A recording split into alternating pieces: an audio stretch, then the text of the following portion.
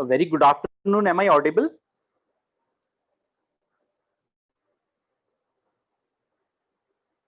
Am I audible? Yes, you are. Okay. Uh, so very good afternoon to one and all. On behalf of the entire team of Birth Initiative, that is Borderless Educators, Resilience for Tomorrow's Tourism and Hospitality. Very good afternoon once again to all the students, teachers, and experts for today. Today, I'll tell you, we are trying to set up a unique system that we are directing our most of the participants to watch our YouTube channel, as we are going live on YouTube as well. So this is a unique initiative so that maximum outreach would be there and maximum participants can watch our lecture for today. My name is Nikhil Chadak, and I am associated with Ambedkar University, Delhi, in the capacity of assistant professor in School of Vocational Studies. Special thanks to Professor Parikshit Singh Manas, who has taken this initiative of educating students around the world in this phase of distress and enlightening us in various aspects of education in the field of hospitality and tourism. Am I audible? Yes, you are.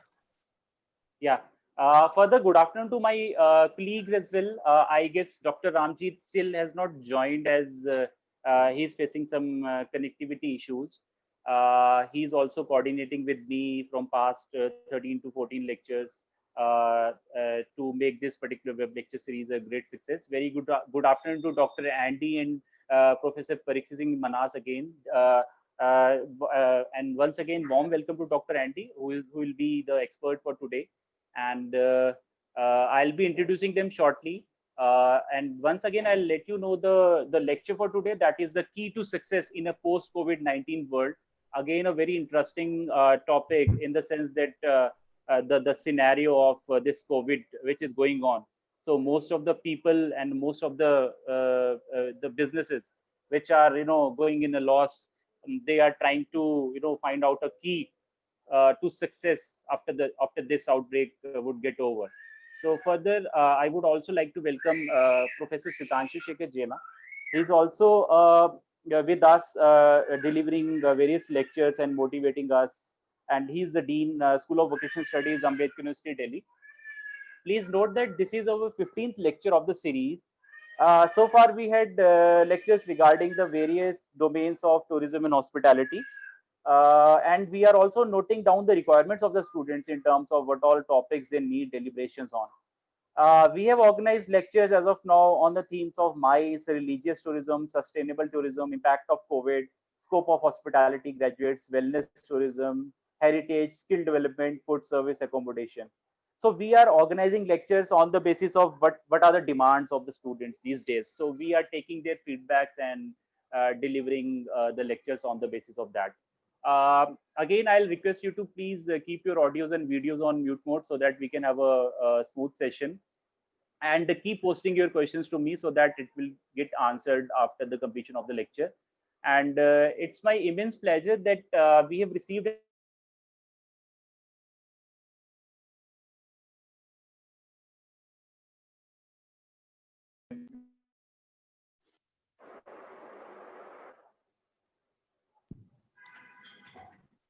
I think we lost Nikhil's voice. Hello. Nikhil, go on, go on. Yeah, sir. It's my voice is clear. Yeah. Yes, Thank you. Clear, Thank you, sir. You can... So yeah. Yes, sir. So, I mean, we have also created a Facebook page and other social media platforms to keep you abreast of all the latest updates and latest happenings in terms of this particular web lecture series. Now, without wasting any time, I would like to start the introductions of experts for today. That is Dr. Andy and Professor Parikshit Singh Manas. Regarding Dr. Andy, he has been considered one of the world's foremost authorities on international tourism in the hospitality industry. He has over 25 years experience in the Las Vegas hotel industry. He earned his doctorate in educational leadership from the University of California, La Verne. He has held senior executive positions at several Las Vegas hotels, including the Sahara Hotel and so on, and many other renowned hotels.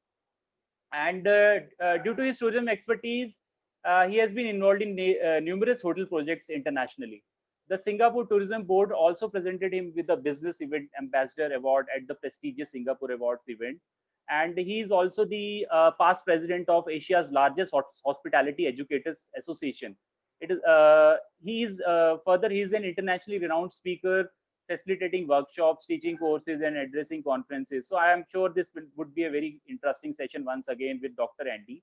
And regarding Professor Manaz, who is our regular expert and who is the main initiator of this particular web lecture series, he is a professor in School of Hospitality and Tourism Management and director, University Business Incubation Innovation Center in University of Jammu. He is also associated with various international, national level.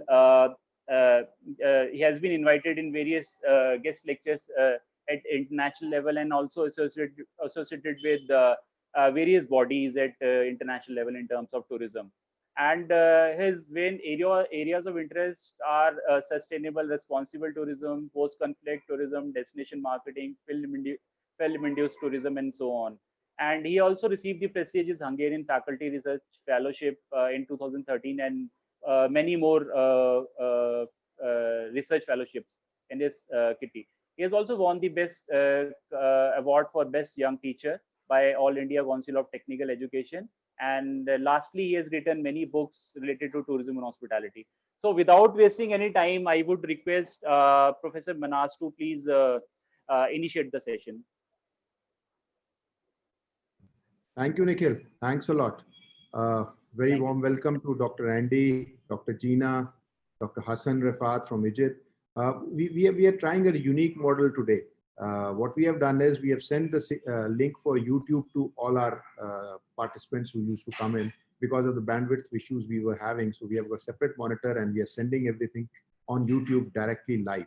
Earlier, we used to do FB live. Now we are graduating to the next level. So we are trying a new aspect today where we'll have limited people within this particular room. We are not going to include many people within this room and direct everybody towards that side. I hope it works. If it doesn't work, obviously we always can come back to what we were originally doing. Thank you, Rajkumar. Thank you, Hassan, for being part of this. Thank you, Gina, sir. Andy, who has been a very, very dear friend, and he has been my mentor also.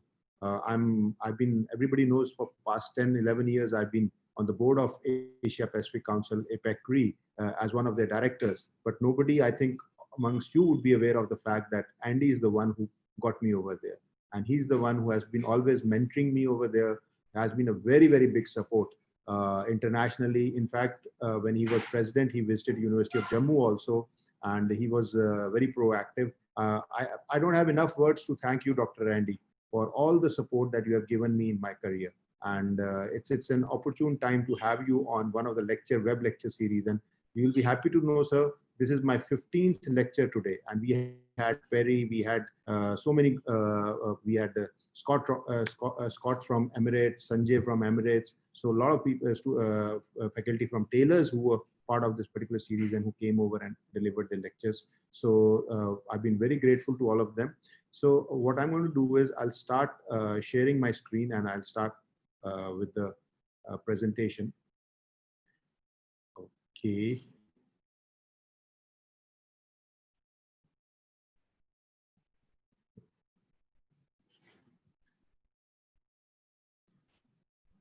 Nikhil, hope my screen is visible. Sir, it has come, sir, right? Okay, thank you, Nikhil. Thank you. So we are going to talk about the key to success in a post-COVID-19 world. Obviously, the expert is here, Dr. Andy, who is going to talk about it. But as my role has been over the period of time to build up a prelude, to work on things that how things have been moving over for past 3-4 months or 5 months or 6 months, you can say how things have been moving and what all updates we have, and build up a little bit prelude on all this particular aspect. So first of all, coming back to how our Apex organization, United Nations, has been moving and what they have been trying to do about it. Well, UNWTO is very optimistic about the fact that if somebody can impact, or if somebody can help overcome this problem, this issue of COVID-19 and this global lockdown, where 100% of the destinations around the globe have one or the other travel restriction, and more than 67% destinations are totally closed. So UNWTO Secretary General is very confident, and he feels that tourism is the one which can help us overcome it, and it can help bring that solidarity amongst people. You all must be aware of the fact that I've been talking about the marginalized communities also, the vulnerable sections, and a lot of the people from these vulnerable sections, that is women, disabled people, young kids. All these people are dependent for their livelihoods on tourism, and especially 1 out of 10 out of these people is dependent upon this particular industry. So that's a very important aspect, and that's why tourism needs to bounce back. These least developed countries around the globe. So we need to take a look at them, and we need to see to it that tourism does bounce back. And we as stakeholders, one of the very important stakeholders, are going all out and are making all our efforts to see to it that the tourism bounces back in a very positive manner, in a very proactive manner. And we all are doing our little bit vis-a-vis this is concerned and these things are concerned. Obviously, there are going to be a lot of challenges in future. Obviously, one very important is going to be, the other day I was on one of the webinars, I was trying to talk about the fact that earlier we used to have passports, and now also along with the passport, your health certificate is going to be a very, very important document, which the immigration people are going to check out, and they are going to try to look at it, that what's from which country you are traveling, which all countries have you visited, and what is the risk level that you are carrying, and all those things. That's going to be a very, very important aspect. So, and it's not good news for especially people from India, because now we have, earlier we were the 5th, now we are the 4th most infected country in the world vis-a-vis COVID-19 is concerned. So we'll have tough time visiting other countries in the near future. Obviously, once the vaccine is there and once things start improving, we'll have a very positive time, but that's going to be very, very important. Crisis management, regional governance, that is going to be another challenge that people or the countries are going to face, because of the fact that there are small clusters around in every country and in every destination which are impacted in a big way. In India also, more than 45% cases are coming from just 5 cities, more than 45%, and from 15 cities we have more than 70% cases. So these 15 cities are the ones which actually have all the majority of the COVID-19 infected people. So crisis management within these cities, the regional governance at these levels is going to be very, very important. Digital transformation, I have been constantly talking about the fact that technology interventions are very important for innovation. Technology interventions are the one which are going to help in our medicine sector also to come out with a vaccine, and technology intervention with the tourism is concerned. Resilience is something that we have been very vocal about, and sustainable. See, the fact that now we have got this opportunity to reboot ourselves, rebuild ourselves.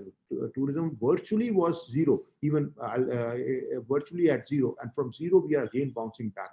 Hope we have learned from our issues, our problems. We know that till December 2019, and Dr. Andy will bear with me, there was a new thing that we were researching, and that was over tourism. And now we have zero tourism. So what I'm trying to refer over here is that we have to come back to that particular factor. Now, once we start growing from 0 to 10 to 15 to 20, let's grow in a sustainable manner. Let's keep those sustainable SDGs in our mind, that 2030 Sustainable Development Global Goals vision that UNWTO has given in our mind before we building it up. And I have been constantly talking about, we keep working on this particular factor, that trust is going to be the new currency. Even UNWTO says that the trust is going to be the new currency, rebuilding that trust. That is going to be a very important factor. People are going to not easily feel comfortable in the company of unknown people, whether they are in the airlines or traveling by air or in a plane or in a hotel or in a bus or in a train journey. Any shared journey, people are not going to be very, very, will not trust other people that easily. So that's going to be very important. And the brands which are, as far as our industry is concerned, the brands which are not that big or which don't carry that much value within the minds of the customers are, it's going to be very difficult for them to gain that particular trust from the consumers and start working on that particular aspect. Well, what is going to be the key to success? Obviously, Andy is going to give that key to success to us, but my my couple of cents on that particular thing is that well, we have to look at how investment and effective public-private partnership can be brought up back again. PPP mode is going to be very, very important. Obviously, not many investors are going to be very, I think, aggressive about investing. So governments have to pitch in. Successive governments of various regional level or the country level have to pitch in. The international organizations have to pitch in, where they have to start building it up, start supporting, or what we call it as hand-holding these particular investors to invest within our industry. So that's going to be one of the very key important reasons for success. Promotion of innovation and technology.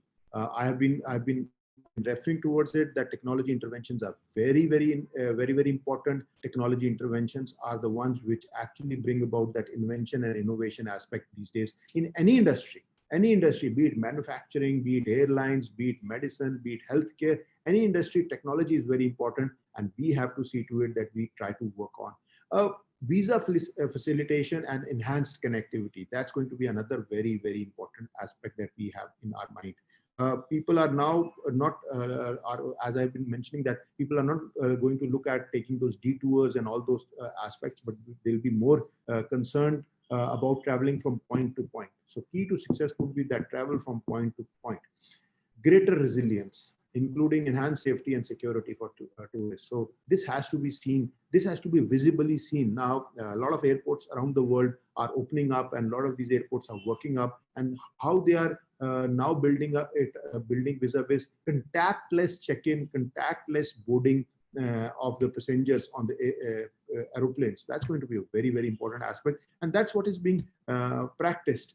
Adopt climate friendly travel. That's going to be a very important aspect. As I already told you, the key to success is how friendly your travel is and how minimum amount of carbon footprints you release. That's going to be very important, because we are, fortunately or unfortunately, you can say, we are at zero, and from zero we have started. We are going to 1%, 2%, 3%. So moment we keep going on those particular lines, we have to see to it that we follow these SDG aspects, and that is going to be all the DMOs and the TMCs, or the successive regional governments or the national governments, when they start building up their plans, see to it that the climate aspect is in their ambitious plans. Climate aspect is built into their plans, so that they are able to understand what is going to be very important.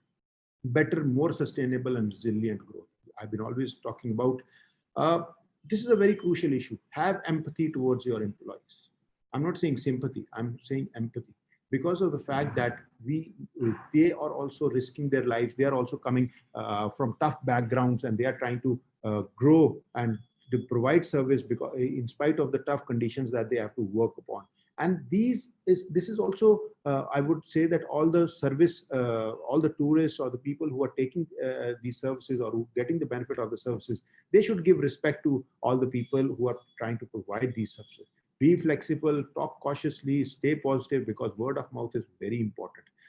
We get so many memes about the way people are reacting by listening to the news on news channels or reading or internet portals. So be very cautious in what you talk about. Stay positive. Obviously, we human beings by nature are very resilient. They are going to overpower this particular problem, and it's in times to come, it is going to be taken care of. These are the 5 mantras. Obviously, these were given by our Honorable Prime Minister of our country, and they have been the ones which actually everybody is looking up to. Our Prime Minister Shri Narendra Modi ji, he talked about it, and he gave about these 5 mantras. That is AEIOU: adaptability, efficiency, inclusivity, opportunity, and universalism. And I feel that they hold true for whole of the world, rather than just India or some portions of our country, but for whole of the world they hold true. And we need to see to it that we follow these mantras and we take care of these mantras in a very important aspects. I was currently looking at few things, and what are the job skills, because a lot of students must be listening to our lecture, so they must be very curious that apart from our hospitality and tourism background or the education that we are trying to take hold of, what all should we be doing, what all should we be holding. Obviously, they should have technology savviness, creativity and innovation. Data literacy is going to be very, very important. Critical analytical thinking processes is also going to be a very, very important aspect. Digital marketing, because as I already told you, that a lot of time is now going to be spent in this virtual world. And a lot of virtual wars are going to be fought about by businesses and entrepreneurs and economies. And this is what we need to see to it, that try to see to it that how you can enhance your digital marketing skills, how you can build up your business skills, how you can work towards building up these particular skills, and how they can help you to promote your company. Leadership, commit to a lifetime of learning. This is very important aspect. At no stage in your life, at no stage in your career, you should stop learning, stop acquiring knowledge, stop acquiring information, and start growing. As I always have been talking about, flexibility is the key. Resilience, self-care, team care, and workplace care are a couple of very, very important aspects which you have to look at, which you have to start building it up, and which you need to look at. That's something from my side. Now I would request Dr. Andy to come up, and he can start working on his lecture, sir. Andy, over to you. And good afternoon, everyone. And first, I want to thank my dear friend, Prof. Manhas, for his wonderful and warm welcome, and also to let him know that I'm very proud of his success, and he's been doing very well as I watched him grow over the years. So you're very lucky to have such an academic leader and a scholar helping you as we all work through these challenging times of trying to operate online and using a digital format. And even that, the fact that we're here today is an example of using technology to overcome certain kinds of issues. We are living in a challenging time, but we're also fortunate to live in one of the best times in history because we are able to communicate. Today, I have been chatting with people from different countries. Today, we're sharing information online. And so this is the wave of the future. And one of the ways that I think that we're all going to be have to get very comfortable at being on camera all the time. So this is a challenge for me, a challenge for you, and we all have to do our best to make the most of this moment in history. Today, I'm going to discuss the challenges of COVID-19. We all know the challenges. I think in India right now, there's over 300,000 cases. Even in Jammu, I saw there's something around 4,700 cases in that area. And cases are a challenge. This is a contagious disease. We're in the middle of a global pandemic, which is the only time in our lifetimes that this has happened. And I hope it's the last. So what are we going to do? We will overcome this challenge. The question will be, how do we overcome the economic challenges that are happening as a result of that? So let me open up my my presentation. Hold on here. Let's see.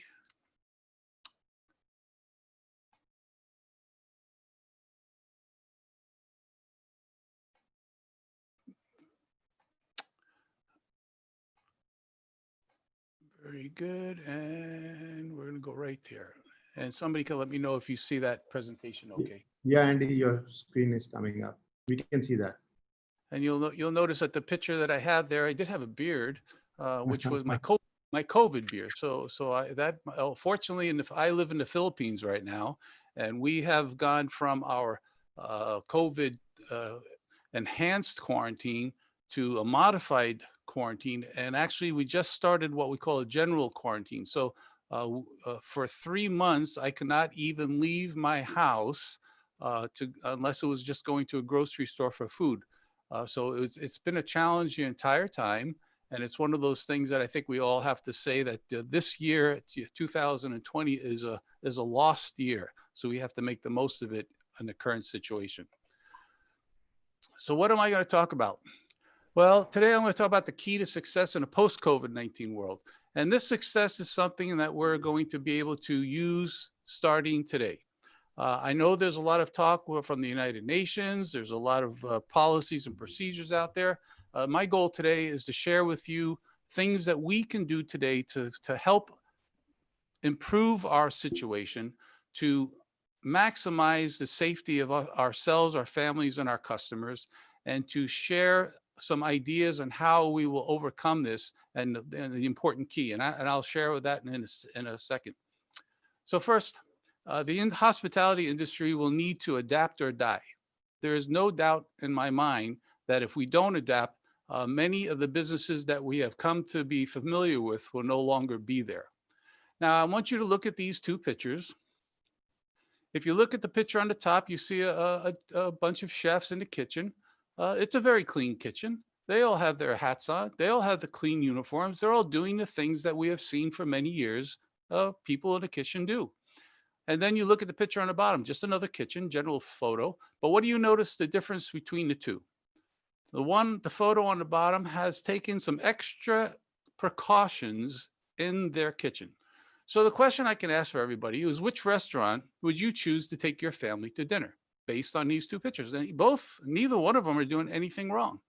In today's world, even though the top picture looks clean, they're professional, they're doing a great job, those standards will no longer meet our needs.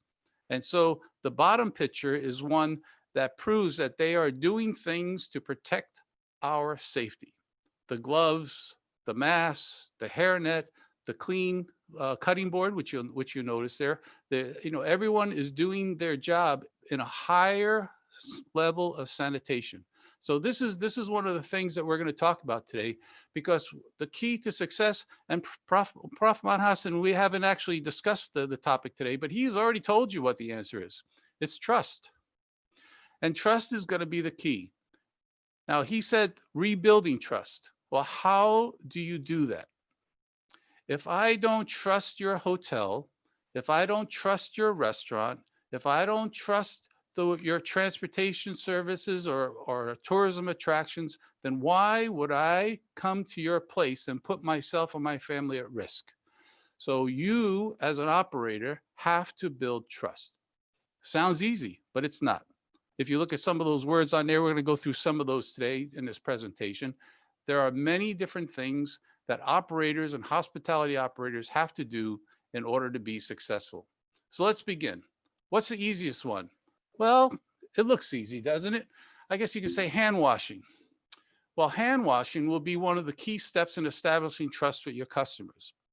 Now, I'm going to stay here for a minute because this sign, employees must wash their hands before returning to work, has been in every kitchen, in every restaurant, in every hotel around the world for 30 years. The problem is no one actually does it to the level that we want. When I go into a restaurant and someone says, "Did you wash your hands?" And what do they say? They say yes. My second question is, prove it. How do I know you washed your hands? Now, let me show you this picture. See, this is the sort of the future we're looking at. This is a cartoon. The gentleman coming out of the bathroom, and there's a big sign that says, "Didn't wash hands." And the alarm goes off. He didn't wash his hands properly, so he is on notice by everyone in that restaurant. But according to a study by the Massachusetts Institute of Technology, 30% of people do not wash their hands. 50% of the people who do wash their hands do not do it properly. So what does that mean? That means almost 60% of the people that are out there have not washed their hands properly. And we are in the middle of a global pandemic. And one of the best ways to stop that virus from spreading is washing hands. So we can talk about all these global policies and all these challenges and philosophies, but the basic is we have to wash our hands. And it sounds as easy as that, but did you wash them? That's the question. Now, when we get into the level of washing hands, let's take a look at this picture. This is an image of a study, and the chemical was put on their hands. And if you see the first picture up in the top left, if you just wash your hands with water and shake them, this is the first two pictures, the germs are still there. Nothing improves. If you wash your hands with a little bit of soap, well, you may feel better, but it doesn't solve any problems. If you wash your hands with 6 seconds, 15 seconds, but if you look at the picture with 30 seconds with soap, okay, the bacteria and the viruses are gone. So when I go to a restaurant, what is my expectation? I expect those people in the kitchen, I expect those people serving me food, I expect the customers to all wash their hands. But we don't do that. In the past, managers would say, "You should wash your hands." Well, I'm going to change that. You shouldn't wash your hands. You must wash your hands. Policies and procedures, technology. Will we put a camera on the sink to videotape your employees washing their hands properly? Because it's not just the same thing as we have to put trust into everyone.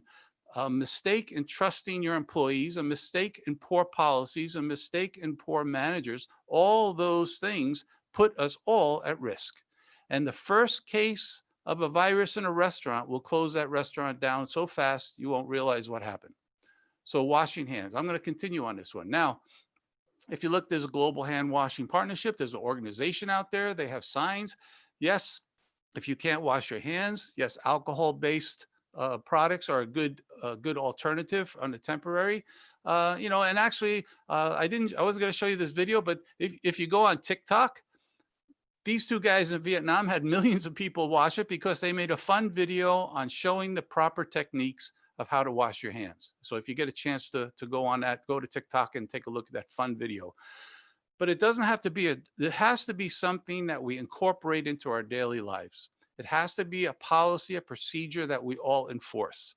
And we have to have employees who understand that it is their responsibility to do it properly. And if the manager doesn't tell them to do it properly, they have to take it upon themselves to do it properly. So if you look at this picture, you know, yes, soap and water, there's a proper way to wash your hands. They recommend 20 seconds, you know, and we all, you know, we rub our hands a little bit and we think that's good enough. It is not. You have to do your inside and outside, and you have to do your this here and that, and you have to do your thumbs. It's like you're going into surgery and you're the doctor. And that is the level of cleanliness for this one step in a restaurant, in a hotel, in order to ensure the safety. So where does that go from here? Well, it's a call for action. And I'm inviting everyone here today. If you're in the room, great. If you're on Facebook, that's even better. You know, you have to set the example for your family, for your employees, for your coworkers, for your colleagues, for your students, and you have to show them how to do this. Now, we all need to do a better job. We have to model that behavior. If you don't model it for others, why would they do it? The manager has to be the one that sets the example. The owner has to demand this type of activity. And this is just one step. So it's time to demand clean sinks.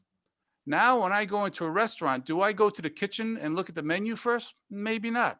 Maybe I'll go to the bathroom. And if they don't have a clean bathroom, if they don't have soap in the dispenser, if they don't have towels there, if it's not the way it's supposed to be, why would I risk my health and safety to eat at that restaurant? So I walk out. And restaurant operators have to understand that they have to have a higher level of cleanliness in all areas that have contact with employees and customers.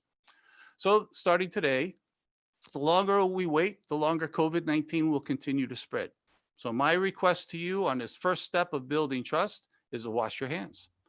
Now, I get a lot of comments from some of my colleagues. Oh, this is so basic. It's so basic. If it's so basic, then how come we're not doing it properly?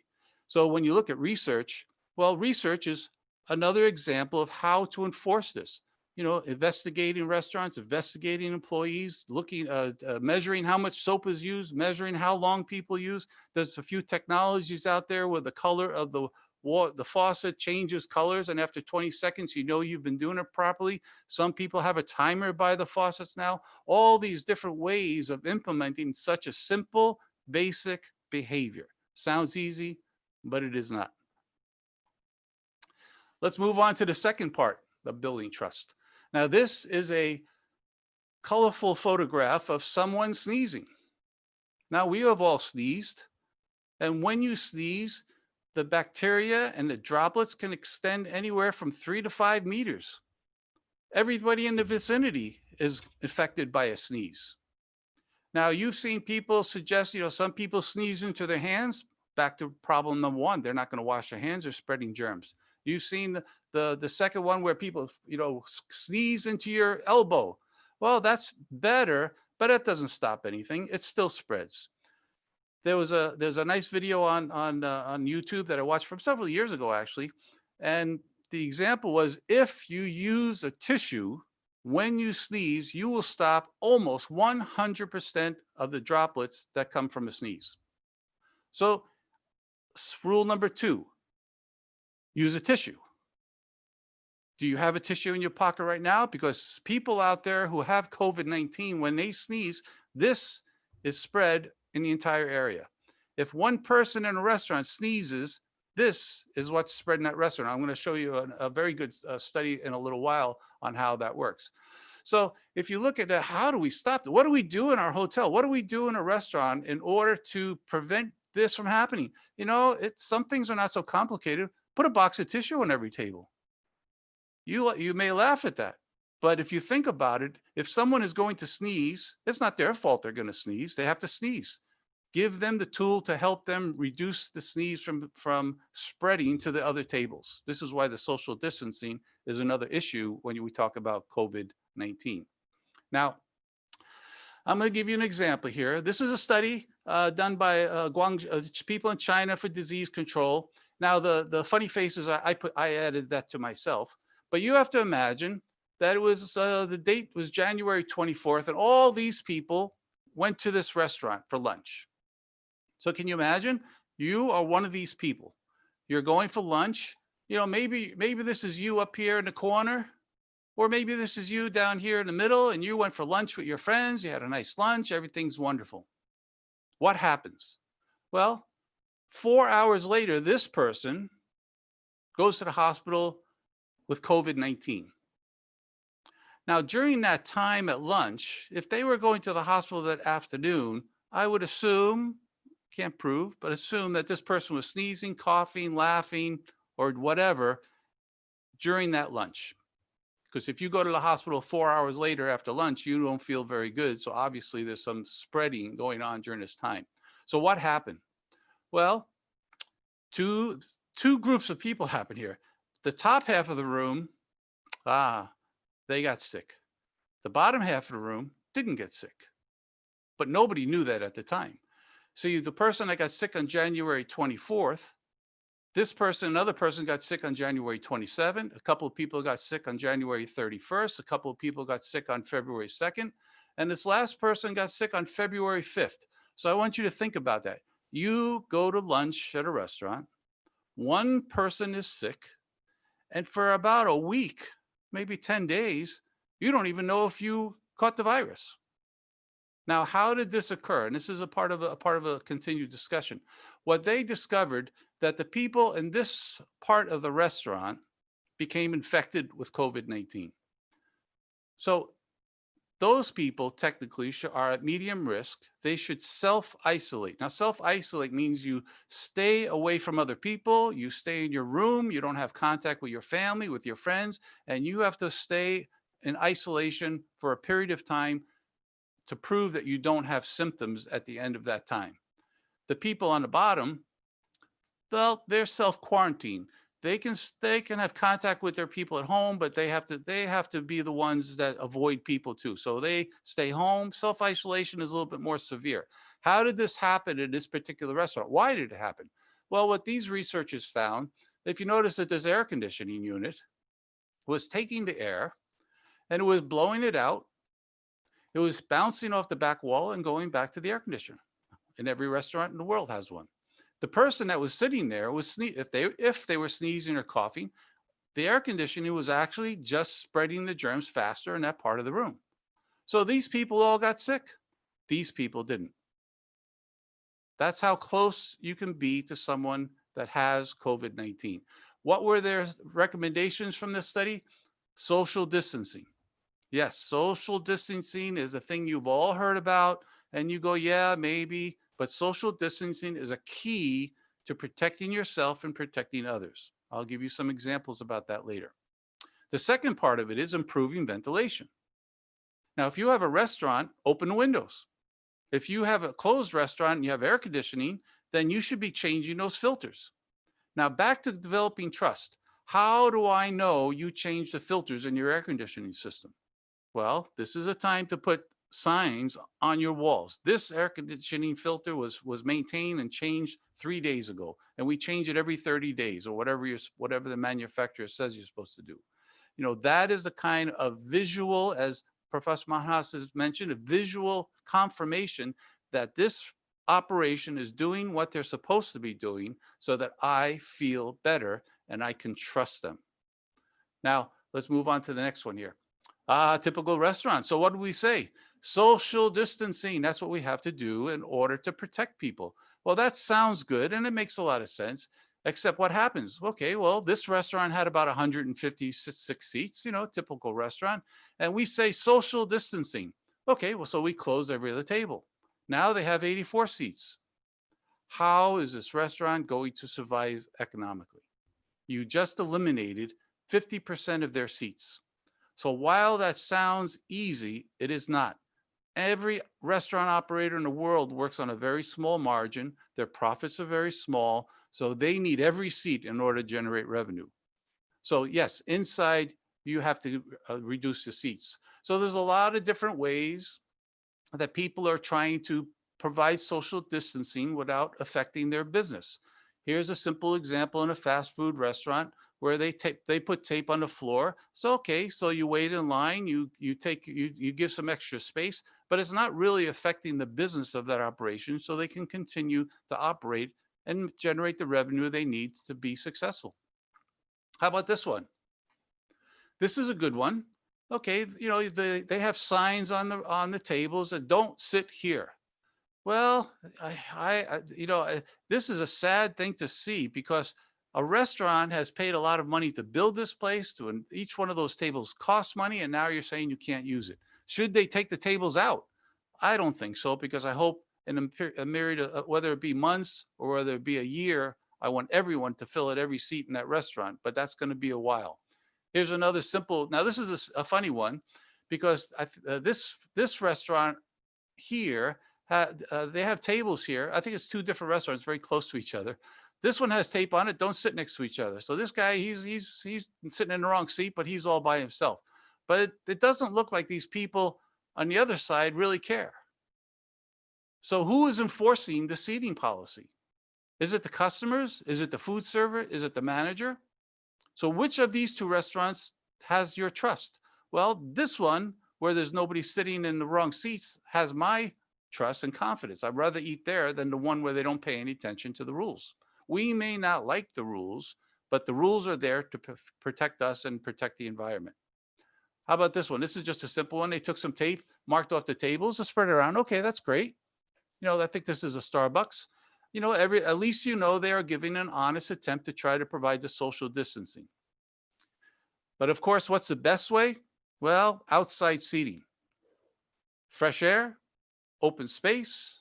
And so when you go outside, it gives you a better opportunity to enjoy your food, to have more social distancing, to have that fresh air. And so the ventilation is better, a safer way. So this is a way for operators to make up for those seats that they lost inside the restaurant. They have to put them somewhere else. And I'll show you a few examples. Now, this is an example of Singapore. I was in Singapore for 7 or 8 years. This is La Posada, which is a wonderful food court. That building is a big food court. But what happens is this area here is a street. During the day, there's cars going up and down for it. It's right next to their financial center.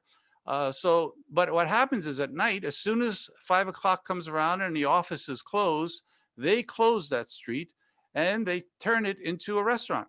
So all of the food is cooked on these little stands and the tables are set up outside.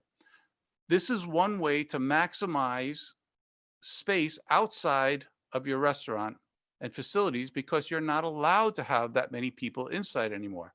So if you look at this, even this one is before COVID-19, but you can spread those tables out, you can generate those seats, and you can add those seats and generate that revenue that the operation needs to be successful and to at least continue operating.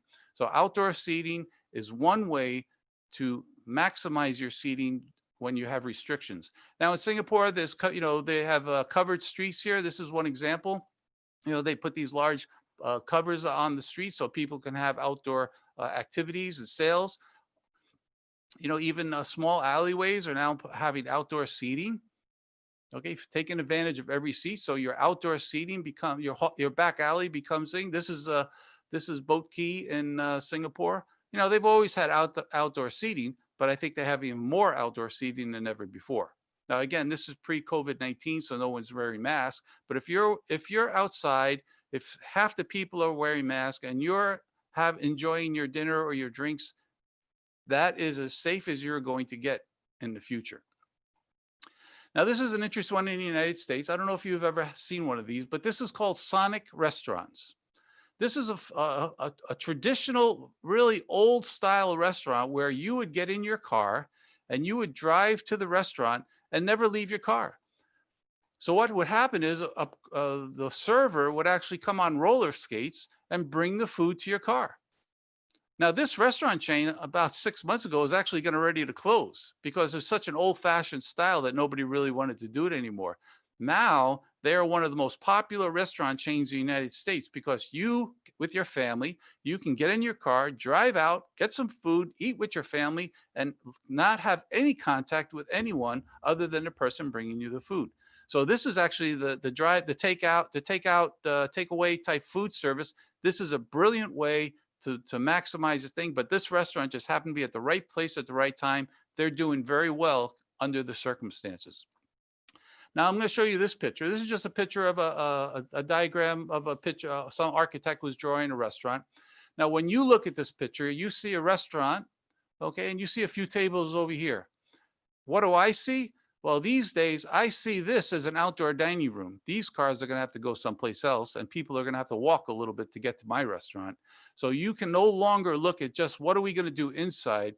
You have to look at outside to maximize the number of seats you can have and to take advantage of the opportunity. And if you want to leave the cars there, great. Carry the food from the car, bring it from the restaurant, take it to the car, and let people drive away with it. So you have to redesign your services to take advantage of the situation and maximize your sales.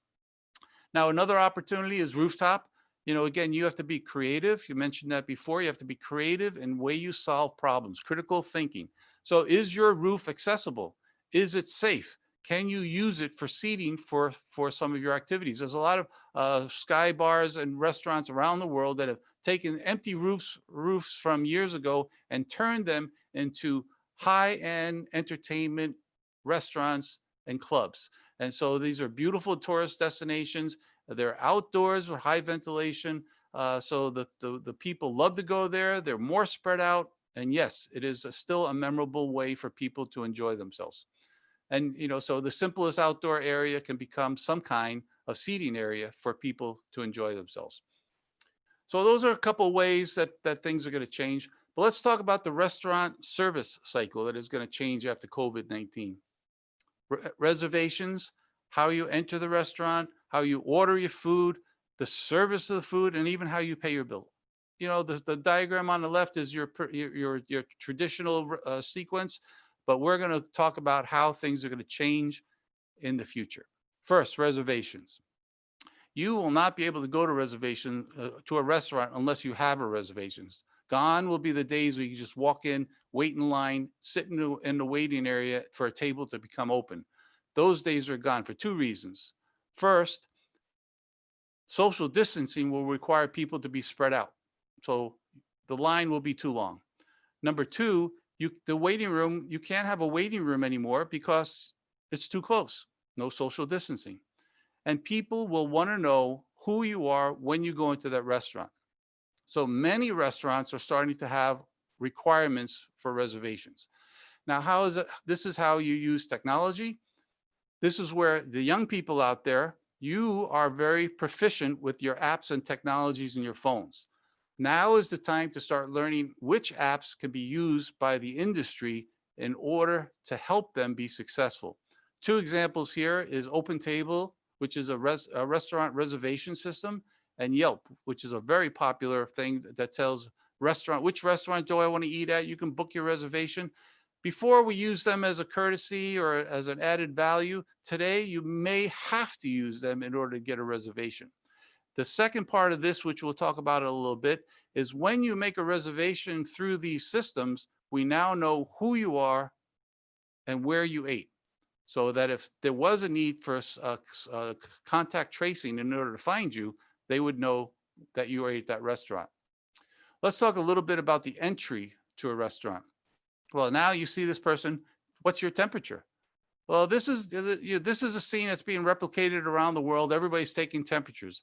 The question I have is, does this server know what she's doing? And if the customer walks in and has a temperature that is higher than it's supposed to be, what do you do? Do you just tell him go out and disappear and run around, go to the restaurant next door? Or do you give him information to go to the local clinic? Do you get his name so you can identify who this person is? While it sounds like an easy process, it really isn't. It's a challenging process that has to be well thought out, and policies and procedures have to be put in place. And you're actually putting that food server at risk, because what if this person does have COVID-19 and coughs on your food server? Should the first person at the door have a mask? Should the person have one of those shields out covering their face in order to protect your own employees? All discussions to have just about the entry of customers into your operation. And as far as menus, traditional menus are going to disappear. Gone are the days where somebody's going to walk up and hand you a dirty menu that's been handed to every person in the restaurant for the last 3 weeks, and you give it to you and say, what would you like to order? That is all going to be touch-free too. Now, the simplest way, if you don't have technology, you put a blackboard on the wall and you say, what do you want? Point to give me a number. And so people can order verbally without even touching the menus. It's a minor thing, but when a customer says, oh, you don't have menus because you're trying to reduce contact, the customer goes, that makes me feel better. But of course, everyone has smartphones these days, and there are numerous restaurant apps out there that you can put your entire menu on your phone, and you can order everything directly from your phone without even interacting with a person in the restaurant. So that's the example of using technology.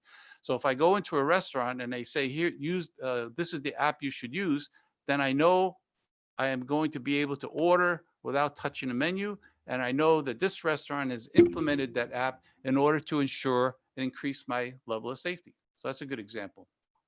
Another one here is mobile ordering. This is another one.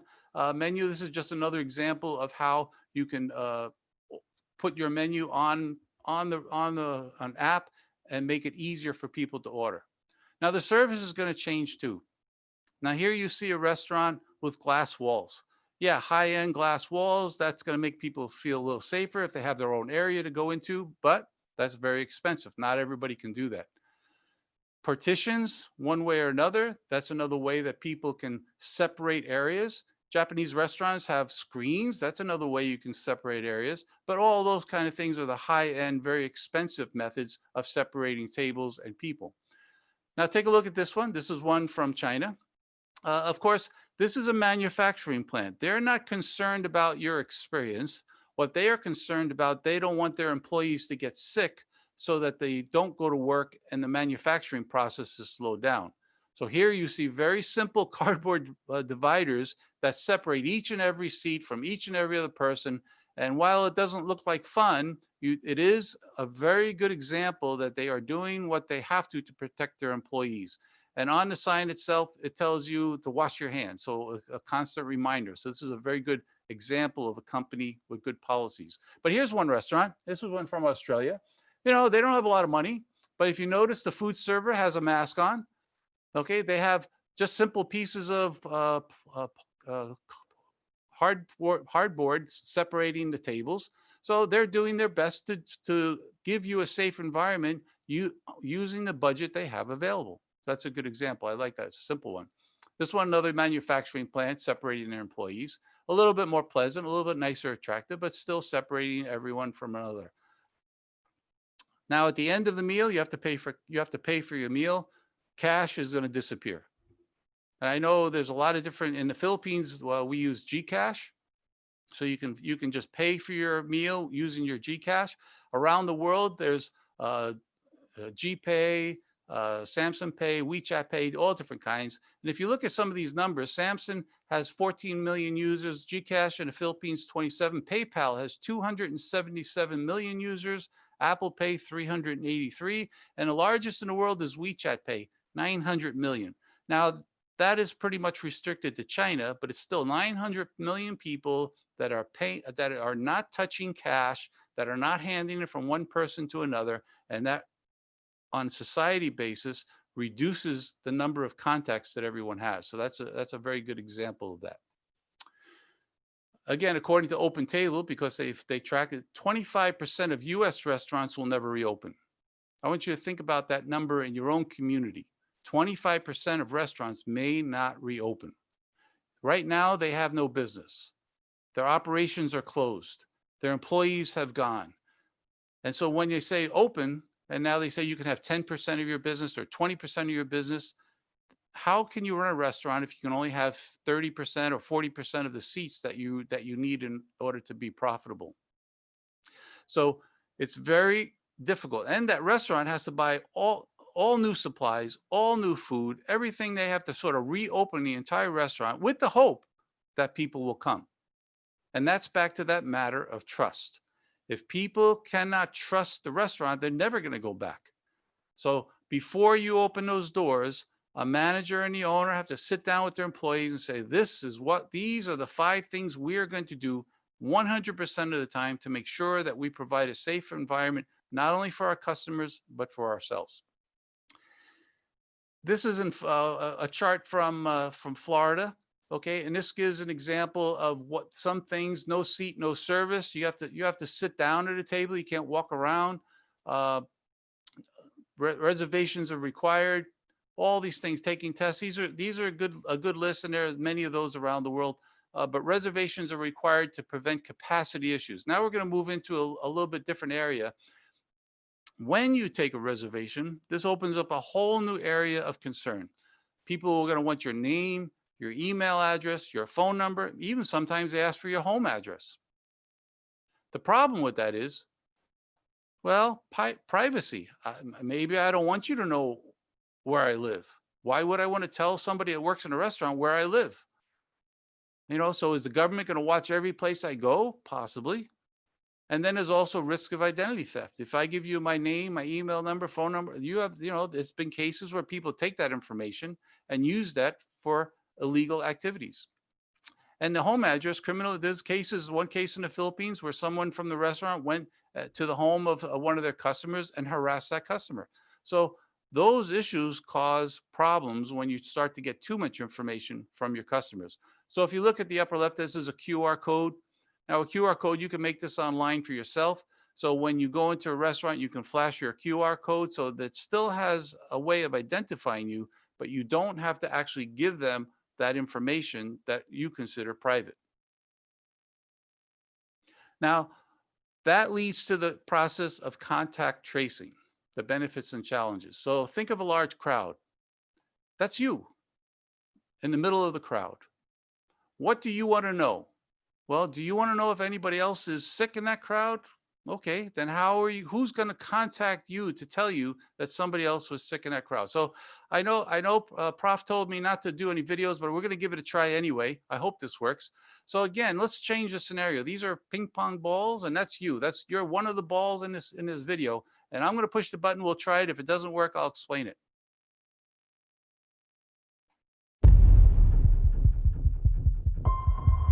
So here's the ball coming down. This is the virus. It's going to come and hit one person.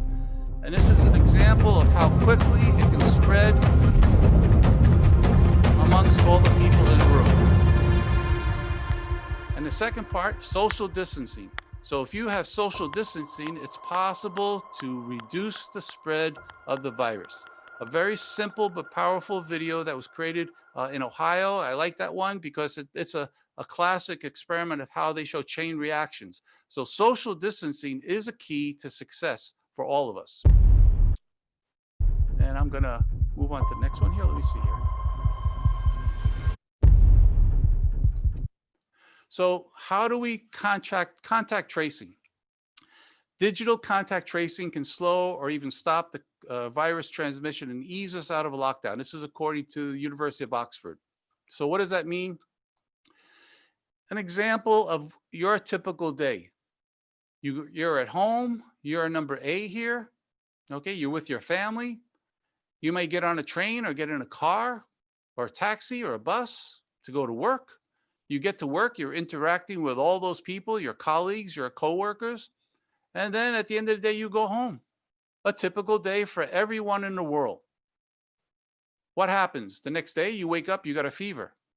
Well, You're positive. You go to the hospital, you go to the doctor, and you're positive for COVID-19. What do?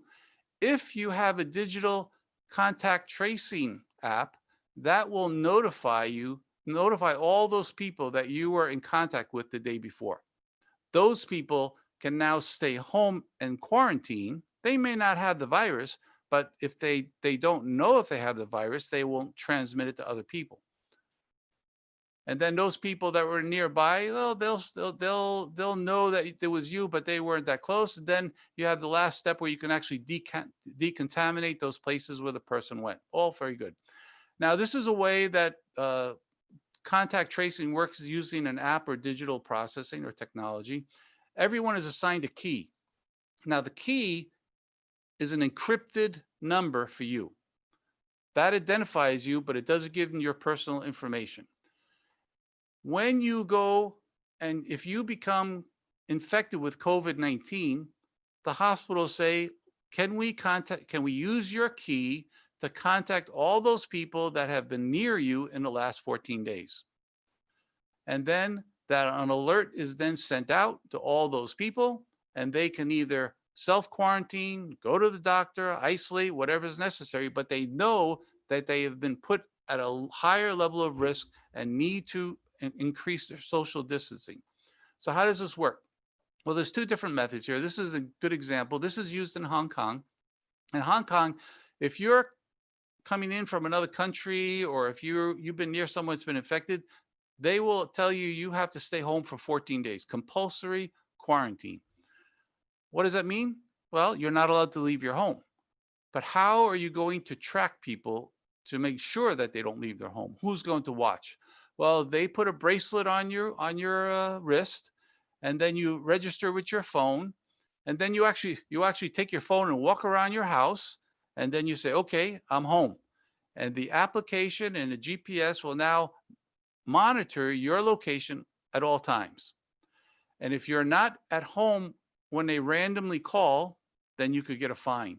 And if you leave your home, the phone will automatically tell the authorities that you left your home without permission. So one way that technology is used to track people with COVID-19. Now, this is used in Hong Kong. So if you look at this map of Hong Kong, you can see that the people in red, those people are COVID-19 positive in the last 7 to 14 days. The people in green have been